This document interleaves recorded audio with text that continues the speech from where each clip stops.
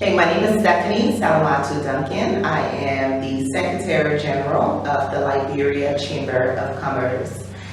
My mother's name was Jima Stubblefield, and her parents was Ruth and Samuel B. Stubblefield. My father's name was Gabriel R. Duncan, and his parents, his mother was Jerusha Blackett, and his father was Gabriel Duncan. Now, my mother's parents, her mother was a housewife and also a businesswoman, while her father, Reverend Samuel B. Stubblefield, was a reverend, a pastor of Providence Baptist Church, and he was also a professor at Rick's Institute, and he was a writer as well as a business person. He was into agriculture.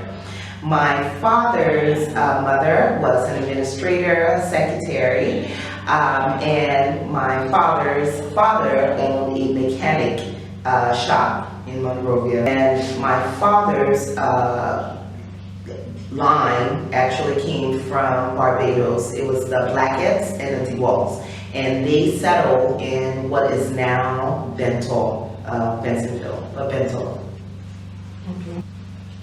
Well, my mother started teaching elementary school at the School Applying System, SBS, one of the most popular schools in Liberia. While my father had the opportunity to go to the U.S. in 1976 for college. Unfortunately, before he could return in 1980, the coup d'etat broke out in 1980. So he remained in the U.S. He went to college, and he got, of course, his bachelor's, his master's in accounting. So all of his life he was in accounting, worked for some of the top companies in the U.S., as well as, some of the top companies, as well as his last job was at the Department of Veterans Affairs. My father actually loved his career. He worked for George Washington University. He worked for Georgetown University. He loved what he did, and he always advanced in the company. My dad was a very kind person, and even though he spent all those years in the U.S., he never ever forgot his heritage. He never forgot his home. He was always helping people, especially Liberians. I remember when the 1990 war started, my dad was one of the people who were just like, if a Liberian needed a job, he was there. If a Liberian needed anything, he was there. He was a very, very kind person, and one of the things that stood out was that whatever he did, he didn't want anything in return for it. He liked to dress. He loved dressing, and I remember once he asked me to accompany him to his boss's Christmas party, and I'm like, okay, we'll go. And he asked me to select his tie, but I couldn't understand why he was asking me to select his tie, because he always dressed, always looked good, and he revealed to me that he was colorblind. And of course, at the time, I thought it was so funny, because I'm like, well, how do you manage to honestly put your suits and stuff together? But I've implemented several projects, including trainings for micro and small businesses, which mostly include women-owned businesses. And one of my pride and joy is the Made in Liberia Fair. It became a campaign where I'm seeing people enjoying, not just selling made in Liberia products, but they're also people are buying made in Liberia products. People are promoting, people are marketing made in Liberia products. So my journey, again, that's in a nutshell. I'm just so excited as to what can happen once we move out of Montserrat County with the whole Made in Liberia spirit, the vibe, and start taking it out into the other 14 counties. The one thing in my career, I told you that I come from a family where the women are very, very resilient. You know, we try not to let no, you can't do this, stop you from doing things. I remember one of my first meetings at the Chamber of Commerce. I was the only woman in the room. I was the youngest woman in the room, and of course I was the Black woman, Liberian woman in the room, and surrounded by a lot of older guys, mostly foreigners. And the way the room is set up is that the Secretary General, the President, and the Vice Chair sits in the front of the crowd. So you're speaking to the members directly. And I wanted to say something, and I raised my hand. And, you know, they just kept overlooking me. And I knew people could see me raise my hand. And at one point, someone in the back said, "Let the little girl speak." And I was so taken back from that comment, not solely hearing it, but how comfortable everybody were, you know, when they heard it. So when I walked out of the room, of course, you know, I kept my composure. I made my statement. I didn't fuss. But when the meeting was over, turned to the president, I'm like, this is not diversity. We need more women in the room. We need younger people in the room. We need something that actually reflect the private sector. And he said, yeah, sure, I agree with you. I was lucky enough to get in touch with someone at the International Finance Corporation who started to open my eyes to corporate governance and how we can try to get more women involved in business member organizations like the Chamber of Commerce. How do we get them in? So we went on a 2-year, we did some research, survey, conferences, meetings, inviting women, you know, talking to them, finding out why you don't participate in these organizations. And from that came the Women on Boards Network.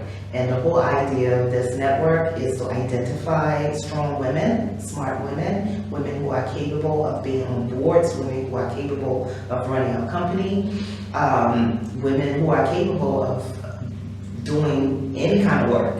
We identify the women, we train them in corporate governance, and then we ensure that these boards and business organizations who are claiming they cannot find any woman to put on their board, we make sure that they know that these women exist. So we want equal. So that's my pride and joy. One of my pride and joy.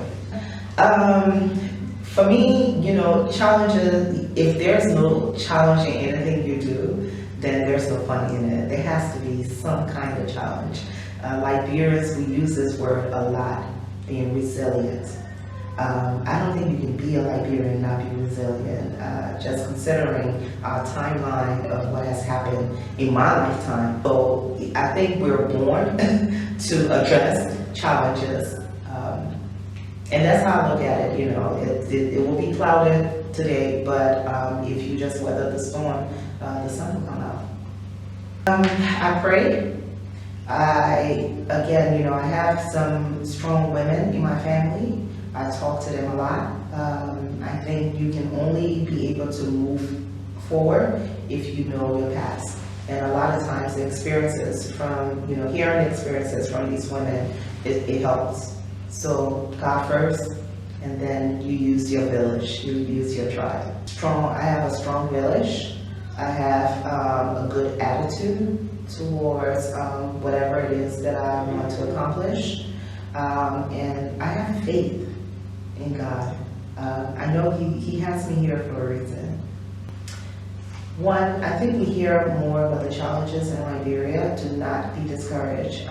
Nobody is going to develop your country other than you. So you have to take that leap. You have to have faith. Come home. Talk to people. Talk to people who are on the ground. Come and visit first. Look around. There's so much that needs to be done in every sector, health, education, agriculture, everything. Liberia needs your views. You've been exposed, you've been outside, you see things. Come to Liberia. Nobody is going to rebuild Liberia. You have to come back. It's happening in Ghana, it's happening in Nigeria, it happened in Rwanda. The professionals move back. And that's the only way you can build Liberia, rebuild Liberia. I lost both my parents. I lost my mom in 2010, just before I came to Liberia, and she too was thinking about moving back to Liberia. And I lost my dad in May of 2021. So, I think their award will be reflected in the kindness that they provided to people. As for me, I've been given a couple community awards here, recognition here. Recently, one of the awards that really meant something to me was from the Providence Baptist Church, because one, this was a church that I grew up in. Two, this was the church of my grandfather. He was a pastor at Providence Baptist Church. So to receive the award on the bicentennial anniversary, it really meant a lot to me. I think even though I grew up in America, they never ever let me forget about my country. They never let me forget that Liberia was my home, that I was a Liberian first, foremost than anything. I think my parents and grandparents would like to be remembered as people who were resilient, people who loved their country, people who work hard, people who didn't depend on handouts, people who give their children everything so their children in return can give back to society. So I think a lot of things that they did was invested in their children, and of course their children's children. So I think their offspring is what they admire the most. Oh, definitely, and I always feel like that's what's lacking here. It's a lot of oral history, but it needs to be documented. It needs to be documented, it needs to be shown. Everybody needs to understand the history of Liberia from our ancestors' point of view. We cannot move further. Nothing can move. You can't move in front if you don't know what happened in the past. If you don't know what happened in the past, you are prone to make the same mistakes over and over again. So it's extremely important that we capture all of these histories. It's important that we not only capture it, but the information is disseminated to all of us, so our children can read about it, learn about it. Why did somebody came on a boat from Barbados or Bahamas or Eastern America? Why did somebody come on a boat from the Congo? Why did someone migrate here from Sierra Leone? Why did someone, the ancestors who were here on the ground, what were their thoughts? What were they thinking? Well, how were they living? I think it's extremely important that we collect all of these history and disseminate that information. Coming home to help rebuild Liberia, and for the ones who may not be able to come home, tell our stories when you're out there, to encourage other people to maybe come see Liberia.